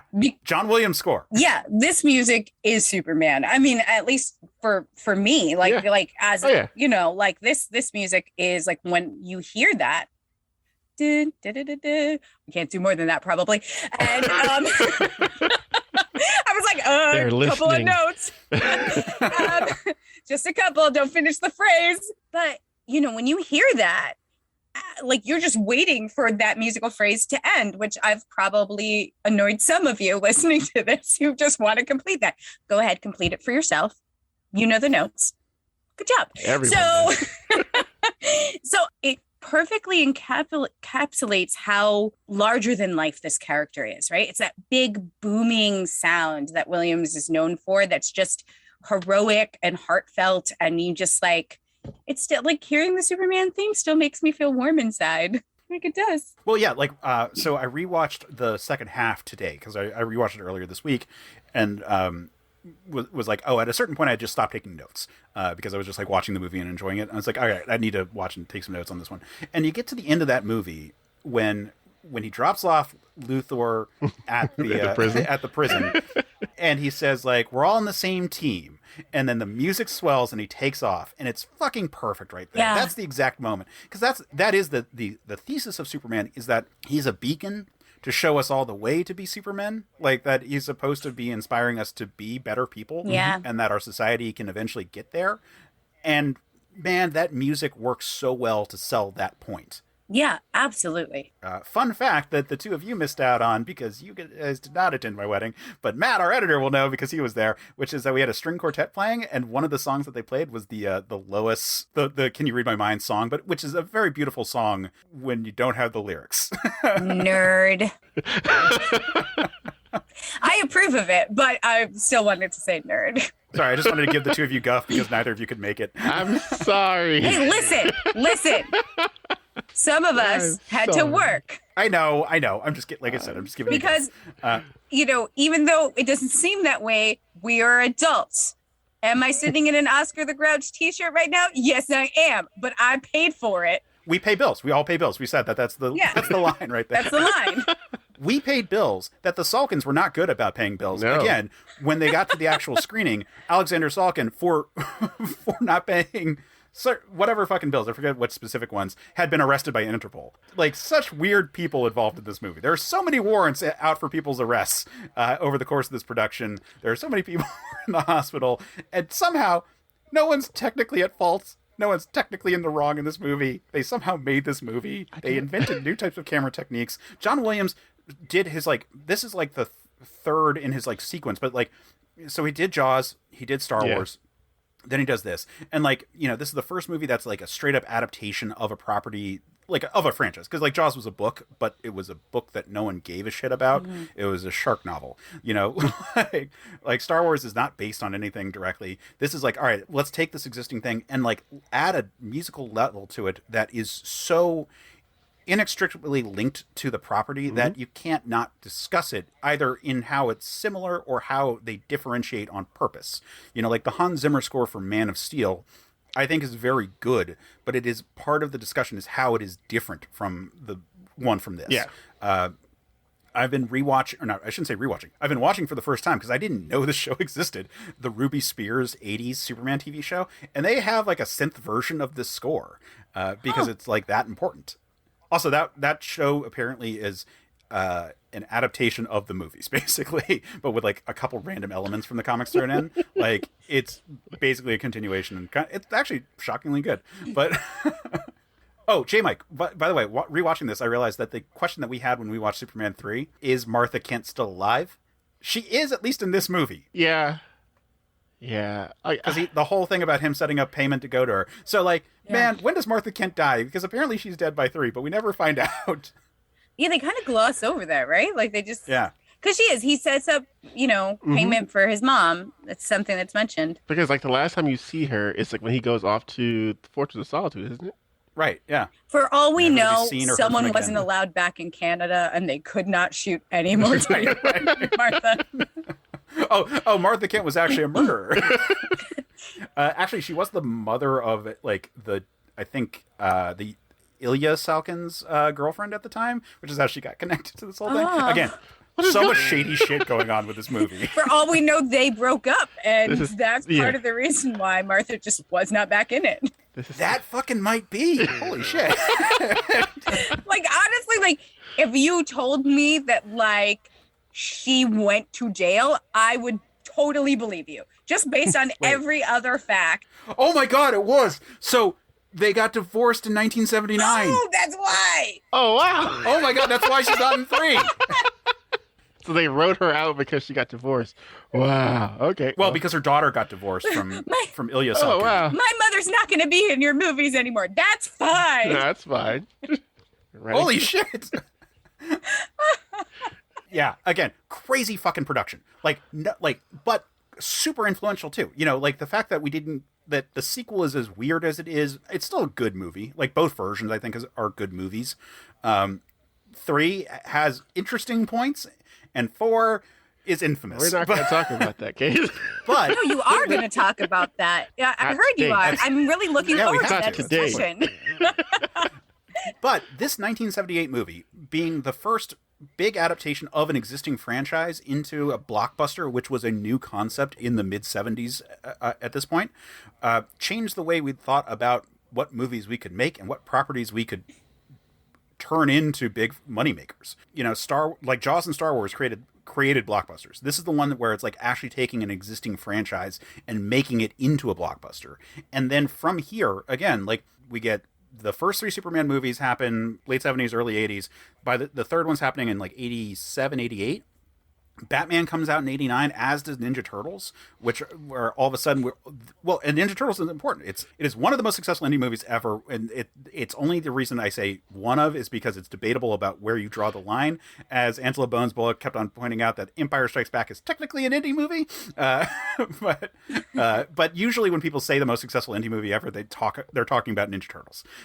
It's also based on a comic book that was a huge thing. Mm-hmm. Yeah. That and the Tim Burton Batman movie all of a sudden set the stage for Batman, or for superhero movies. And, you know, again, it's only like a year or two between Batman and Robin and then Blade, setting up the 3-part Blade, X-Men, Spider-Man trifecta that get us into like the comic book craze that leads us to Iron Man. Mm-hmm. You know, again, it's Spider-Man 3 comes out only a year before Iron Man 1.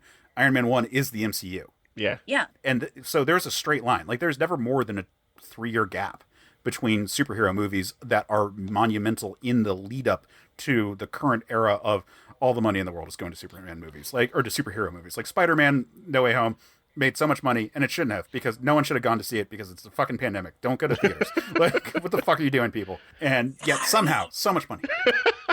Well, it also depends on where you are and like what's very low. I'm so sorry. It was my birthday weekend. I just wanted to feel normal for one day. I wore a KN95. I doubled up. I masked the whole time. It was my birthday. I wanted to see the Spider-Mans. You're fine. J. Mike and I are living in the DC area where we just had a 500% spike over a previous height. So. I mean, I live in New York City. It's been pretty freaking bad. Oh, it's been pretty bad. Yeah. It's been pretty. Well, let's just be honest. It's bad Everywhere. wherever you are in America. Honestly, we're really sorry if there's anyone who's listening to us globally. I hope it's better where you are, but we're drowning in, personal responsibility. And so we are very focused on how we are drowning on personal responsibility. But it's been really bad up here. And it's definitely that's like directly after that week, like at least 4 of my friends were like, I'm COVID positive. They weren't people that were with me, but people who were vaxxed were like coming back, like some friends online were saying it. And so it was just like a snowball.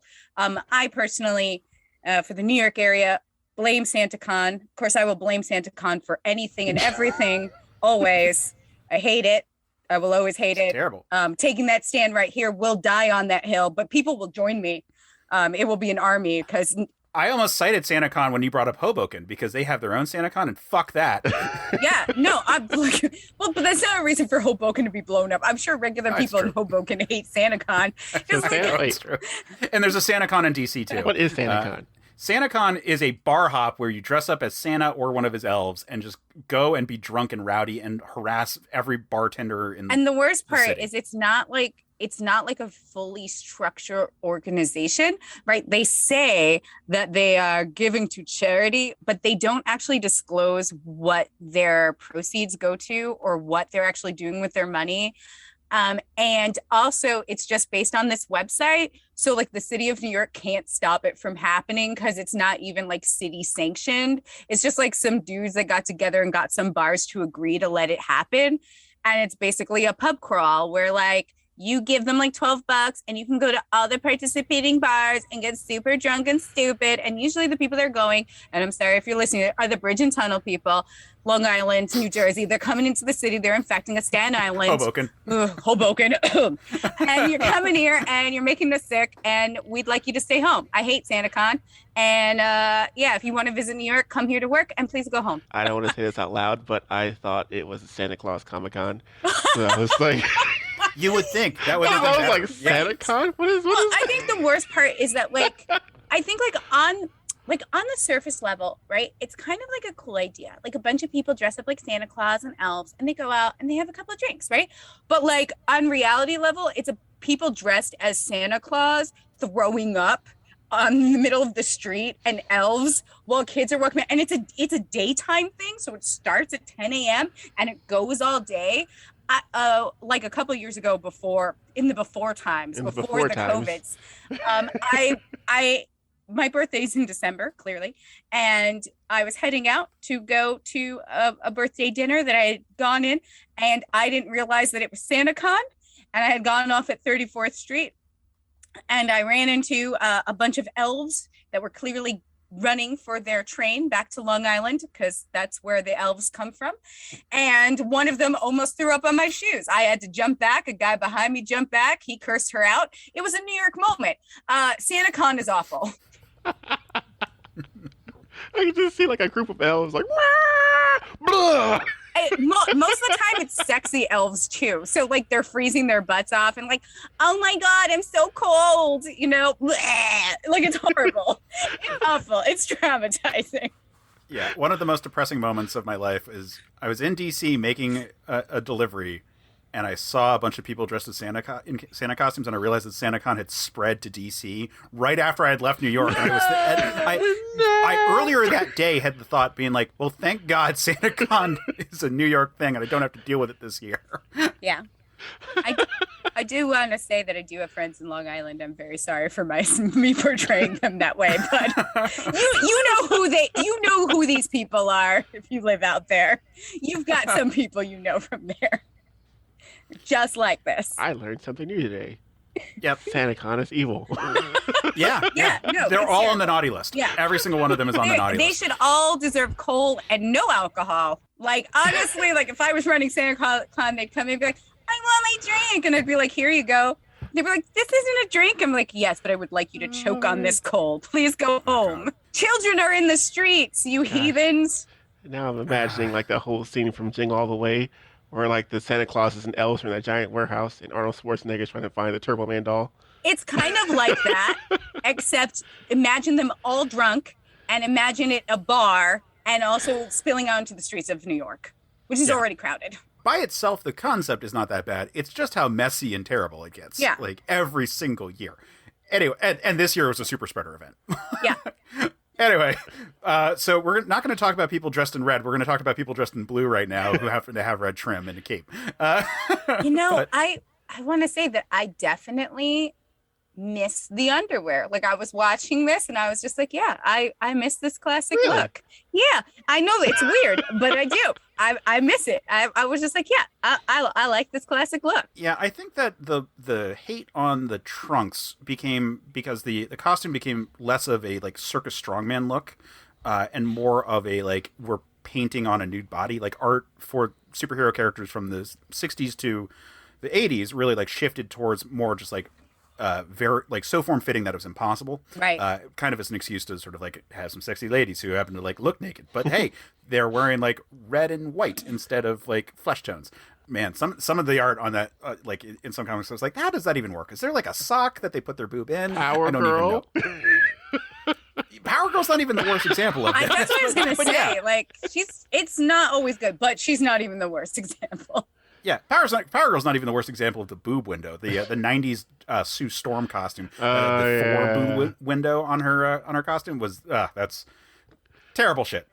But I would say that probably a lot of people started to see it as underwear as opposed to trunks, because like circus strongmen, gymnasts like wear those kind of trunks because like spandex can split, especially like where you're going to have like your legs part. Mm-hmm. So that makes a lot of sense. And if you look at it more as like a costume that you're wearing as opposed to I'm naked and I happen to be wearing red underwear, like then it works better. But if it's blue skinned Superman, who you know like the spandex that's basically just like a blue naked suit. Yeah. It's kind of rough, and it does help to have something to kind of divide it, and especially for that older style costume where it is like strongman-esque as opposed to like Kryptonian armor or whatever that it is sometimes. Like the Man of Steel look, I think, needed a little more color to break it up, but like they were doing something to break it up at least. Everything in that movie needed more color, though. Sorry. That's also true. But I have a hard time with the color palette or lack thereof in that movie. Yeah, but like the point is like having something to kind of break it up, I think helps a lot, and it would have been being judgy. It's totally judgy of Man of Steel. Like I know. Like I just anyway. What I will say is yes, Case, you're right about spandex, and any cosplayer can tell you. I have stitched up so many crotches and behinds for different people in cosplay at cons because spandex does split and it will split. Yep. But actually, I'm just remembering I had a flashback of something that I saw in one of the documentaries. So Margot Kidder was talking about the red underwear and specifically like the piece that had to go inside, and the fact that the production and crew kept arguing at like what size Superman's equipment should be, like, and it's a metal codpiece that they put in there, right, to make sure that, like, oh yeah, he's Man of Steel, right, yeah, and so also to make sure he doesn't get hurt, and the manhood of steel, and so she would say that some days they would put a much larger piece in there, and she couldn't help herself, and she would just start tapping it, and Christopher Reeves would get mad at her. She's just talking about this in a documentary, and I'm like, no, Margot, that's not okay. But also, it's kind of funny. Oh, man. But it was like a huge debate as to like how big they were going to make him seem. And she said sometimes he would come out and it was just like ridiculously large because they had decided for that scene that, like, oh no, like, I think he should be bigger. And she would just be so weirded out by it that she just had to touch it. I mean, that is kind of the way that Power Girl ended up with the giant boobs, where it was just the artist kept on trying to see like when the editor would say, hey, that's too big, you have to stop, and like the editor never did, so so they just kept going. But yeah, like, no, that's not okay, but it's kind of funny is sort of the ultimate description of the behind the scenes of this movie. Yeah. Yes. That should be the tagline for all of the many videos I watched. Like, that's, I think, about as good a synopsis as we're going to get. You know, we said, like we said, the movie has a lasting impact. The movie had a great score. The movie had a pseudo sequel, or had a sequel, but it had like, it was almost, you know, it was partially shot while they were making this movie, and the only reason that like the actors got paid for it is because that the producers were so shisty that they had already pulled this shit before, and the Screen Actors Guild had to come after them, and there's a rule named after the producers, like the fact that the infamous Jor-El should be a bagel conversation, we didn't even bring it up because Jor-El, like, Marlon Brando just was like such a weird fucking guy who would be like, no, I don't want to do any work, can I just voice over it, can you just give me a script to read and it'll just have a bagel represented on screen. A little bagel from dangling from a rope, like. Also, this movie won awards. Yeah. Like, it won an Academy Award for Best Visual Effects. It was nominated for Best Film Editing and Original Score, of course, and Best Sound. It won the British Academy of Film Awards. It won, like, Most Promising Newcomer in Leading Films. And it won the Outstanding British Contribution to Cinema Award because it was filmed partially. One of its many locations was in London, or right outside of London. And then it got a Golden Globe for its score, which makes sense, and it won for Saturn Awards too. Like, so this is, despite all of the crazy moving parts and the many colorful characters behind this film was, you know, well regarded. You know, it was nominated by its peers for awards, and honestly, it deserved a win for visual effects. And I think Christopher Reeves deserved something for his performance, and so I mean, it worked somehow. Like, this is not Pulp Fiction. This is not something that people put out there just for the kids or for like a specific subset. Like, this actually was a blockbuster. This was a movie that was intended for all audiences, because at that point Superman's legend had grown that big, and like, it's important to understand how this is so important to the genesis of what modern movies are. And it's easy to look back at it and be like, oh, it's like kind of small. It's a $55 million movie. That's chump change today. Like, oh, there's not a lot of big names in it aside from, you know, Marlon Brando, who had just done The Godfather. Like, so it's not like he's nothing. And Gene Hackman's also a huge star at this point, but no one else is really that big. John Williams obviously is huge, but like, it's his third big movie that we're going to talk about. I'm sure he's done a bunch of stuff that I'm overlooking, but like, third huge movie. Yeah. You know, again, they invented all the special effects for it. Like, a lot of work and money went into this movie in a way that like they just wouldn't have done 10 years before. And it was financially successful. Mm-hmm. Yeah. Very. Yeah. I was like, we're leaving that out too. Like, this made money. It made its money back. And then officially its box office was $300.5 million. Well, like, you got to think about all the stuff that came after that too. Yeah, well, this is the box office, not like. I remember, like, not movies, streaming royalties. And movies are less expensive to go to at that point as well. So like the price of a movie ticket is much less than what we're talking about now. Much less. My mom was telling me, she was like, yeah, my mom used to give me $2 and I would go to the movie and I'd get a soda and a hot dog and I would sit down and I'd watch, the serial, the cartoon, and then the actual movie. So it was like an all-day event. And I was like, when was this? She was like, the 60s. I was like, it's like $50. All that right there is like $50. Yeah. Like the ticket's like oh my God. $14, $15, and like the food and drink is like $40. Like that was literally $2. My mom got popcorn, a drink, and a hot dog, and paid for her movie ticket all together. Oh my God. Now I spend $20 just to sit in the theater with 2 masks on and pray I don't get sick. But you get to pick the seat before you go. That's true, and charge the convenience fee. Yeah. From Fandango. Anyway, yeah, the movies have changed a lot since then. This movie is one of the early things to start that progression into where we're at now. And I think I think we've said to death like what we need to say about this movie. Like, it's not okay, but it's really funny. Is so much that happened behind the scenes in this movie. There's so much weird money laundering. Like, again, it was probably supposed to be a producer's style. Like, you can make more money on a flop kind of scenario that just happened to be a hit. And it was a big enough hit, but not quite big enough that Alexander Salkind was not in jail. Yeah. And he then would go on to produce the next the next 2 movies, and then also Supergirl. So weird era of shit. Like J-Mike, why did your face get like that when we mentioned Supergirl? No reason. No reason? No reason at all. Oh man, I'm just gonna remember that was that weird lightning monster that happened, and then. Yeah. I think Supergirl, I just can't stop thinking about the product placement for KFC. That's all over the place. Like, we're going to a nice date with Jimmy Olsen at KFC. Listen. No, Popeyes, pardon me. Popeyes, sorry. Sometimes you just need some product placement to help you pay for the movie you're laundering money from. I mean, it's not as bad as Nokia and Man of Steel, but, it's close enough. Well, I mean, honestly, I want to say that Nokia did make the most indestructible phone, and being with the Man of Steel, that's just synergy. I don't know why you're being cynical. That's synergy. Well, anyway, so for people who are not familiar with Man of Steel because they just listened to this one show, maybe because they like Sam and not me, J-Mike, do you want to talk about Man of Steel for a second? We are a Superman fan. I want to say fan cast. We are Superman fans who do podcasting about random adventures and things we learned from the Superman mythos from when we were kids till now.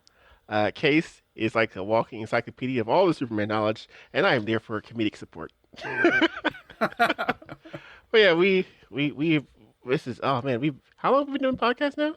3 years? We are in our 4th year now. 4 years of doing See, this show. Case just holds all the facts.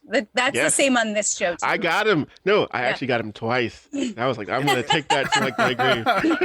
I got him. It's not facts. I just I enjoy trivia that I find funny. Like, I got him twice. I feel like your job is probably similar to my job on this. And it's just basically to keep Case on track and just make sure that he gets to the end of the thoughts. All the thoughts. So many thoughts coming at him. So many notes. It's been 4 years. Holy crap. Yeah. We've got a lot more coming out of the pipeline soon. So congratulations. If you like this show, you should definitely tune in to us and hear us ramble about Superman for about an hour every time. Yeah. Yeah. When this episode drops, we will have just done a bunch. We'll have done I've done a bunch of stuff on Legion of Superheroes, and we'll have just dropped our 2-parter on Miracle Man about the Alan Moore and the Neil Gaiman run, which was a lot of fun to revisit and talk about. And it was so honestly weird. Addresses a lot of the things where like, oh, wouldn't she be cold when they're flying? Yeah. It's like entirely a deconstruction of like how superpowers would interact with people. I mean, like, honestly, she would be. She's not super. She's in like a bathrobe?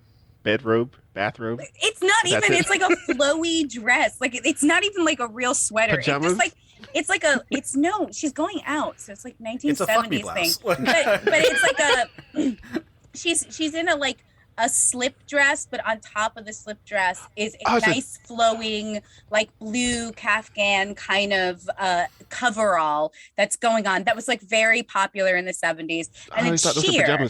No, it's no. She was going out for a date. It's a dress. It's a trap. J-Mike, that's not okay, but it's pretty funny. Also, can I just say, out of all the things, like, I mean, there's a flying man in it. There's a guy who lives in the subway.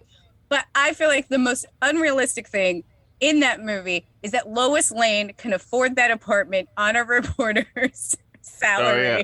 She's got a full balcony that's got like a garden. Like, who's tending that garden? You're a workaholic. How do you have a garden? Like, I don't understand how you're terrorist. Do you have someone come in? Can you afford to pay for this apartment and also have someone come in to clean your house and take care of this garden? Because I don't know if you do, Lois. You're always at the office. What is happening? Plants just don't water themselves. I'm sorry. This is a lot. Sorry, guys. Yeah, I mean, she's a Pulitzer Prize winning journalist. Yeah. That's hard to say. I don't That's know. hard to say. And this is also before the Reagan era, so like people got paid fair salaries at this point. Yeah, Yeah, that's very true. true. And the rent was a little bit better, so maybe it's more believable. Okay, all right. You know what? Yeah, Metropolis is very much New York in this. Like, for one thing, there's Yeah, the Statue of there's, Liberty. But remember, this is the era of like Gerald Ford saying, "No, we're not going to give any money to New York. Drop dead." Like, so it's fairly affordable at this point. Okay, all right. I take it back. I don't know how she's watering all those plants, though, because she is a workaholic. No, that's true. No, she definitely has to pay for people to do that. Yeah, I'll take. She's got people. I mean, she could have gotten the apartment rent control. Like, she could have inherited it from someone, because that's very common. And that was more common in New York back then in the 70s. I don't think that apartment was rent controlled, though. It could have been. Like, no, I actually know. know people who like live in like still live on like 28th Street in apartments that they cannot be kicked out of because of strange laws when they were rezoning it. So like half of the building is offices, but then the other half, like these people are just living there till they die because they can never get kicked out, and it's so heavily controlled, and the building can't do that's anything. pretty dope. It just looks like a little too modern. Like it's like a very modern penthouse apartment. You can renovate spaces. That's fair. That's Yeah, fair. it's very Okay. fair. I mean, she's a Pulitzer-winning Pulitzer journalist. Prize-winning journalist. She can't use her prize money to renovate her apartment that she got from her great aunt who lived there forever. I was gonna say, like, considering her dad is a U.S. Army general, like Yeah, maybe she's he got has that. that set up when he was like an attaché for like the UN or something. Listen, she's And, always like, had like no now she can afford it in modern times. Never mind, like we know who's paying the rent. We got it. Yeah, maybe she's always just been living on her daddy's dime. Yeah, that's why she can That's a crazy recklessly just kind of do whatever she wants. So for more of those kinds of discussions, head on over to Men of Steel, which is another podcast on the Certain POV podcast network. We got tons of great shows, but yeah, we'll talk about Men of Steel right now because it's a crossover, baby. Crossover event. Woo! Yeah. And you can find all kinds of conversations. We've had some great ones. We had Yuri Lowenthal from the Legion of Superheroes cartoon talking about his time playing Superman recently. We had Chris Batista, who was a Legion of Superheroes artist, talking about a series he didn't draw, but he would later be the artist on that book, on like later issues of that book, and talked about a really big arc for it. So, we're getting some cool guests over there. It's a lot of fun. Sam, you've been on a couple of times at this point. Yeah, we talked about the George Perez run of Wonder Woman. Mm-hmm. Yeah. Wonder great. Woman. God, remember that major Wonder Woman marathon that we did? Yeah. It's like we end a year on a marathon nowadays. That was like a year's worth of episodes right there. All because they kept pushing back the release date for Wonder Woman. But check those episodes out. They're a lot of fun. Then head on over to certainpov.com where you can find all kinds of other great shows. You can find a link to our Discord server. We are not doing the call on Discord right now because we've been having some connection issues with that. But there's tons of memes being shared. There's tons of announcements about future episodes. There's all kinds of good stuff. And you can maybe find all of us around there. So J-Mike, they can find you there. But if they don't find you on the Discord, where can they find you? On Twitter at JMike101. I am very bad at the Twitters, so I'm trying to get better, though. That's my new aim for 2022, is to get better on Twitter. And so far, but I'm working on it. And Sam, outside of the Discord, where can people find you? Nowhere. I am just an alien that lives in Case's head. I've come from another it's planet. a crystal that I keep with I me. live in a crystal. I just talk to him. I give him advice. It's what I do. I just come out for this. I know I keep saying I'm from New York, but that's from when Case used to live in New York. Case also loves Oscar the Grouch and all Sesame Street things. So, they can find me on Discord and they can find me on Discord and here on Another Pass. And go listen to the episode where I was on Man of Steel, and we talked about Wonder Woman and George Perez's run, because it was wonderful. And, he's wonderful. So, yeah, that was a fun time. Something about Care Bear stare down, I think I remember saying. And that's, yeah. Case, where can they find you? Oh, also, if you have any complaints about anything that I said, as always, you can find Case at... You can find me on Twitter at Case Aiken. You can find me on Instagram at Quetzalcoatl5 because I am a nerd for both mythology and the Legion of Superheroes. You can find the podcast at Another Pass. We will have more coming soon because we have so many great new episodes coming out. Little behind the scenes, we typically record well ahead on regular episodes, and fifth episodes are usually, because there's not as many of them, we are usually a little bit closer to the actual release date. So we've got a ton of great episodes banked. You might hear me talk about Beowulf quite a bit coming up. So, because I'm sorry, guys. So much Beowulf. He's so obsessed with Beowulf. Everything is Beowulf. I keep finding ways to tangent back to Beowulf. If I say Beowulf one more time, go ahead and take a drink. Beowulf! drink your mead. It's made from honey. And that's okay, no matter what. Yeah, apparently, regardless of your personal affiliations. It's not real alcohol. That's a 13th Warrior reference, guys. You'll enjoy it. It's coming.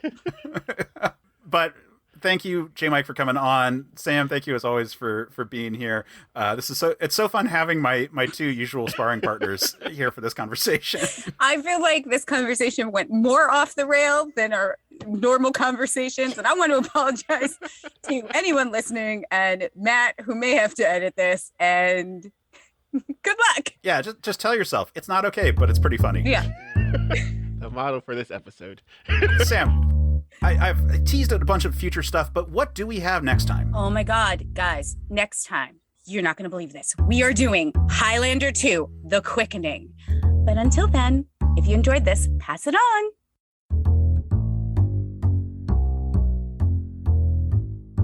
Thanks for listening to Certain Point of View's Another Pass podcast. Don't miss an episode. Just subscribe and review the show on iTunes. Just go to certainpov.com.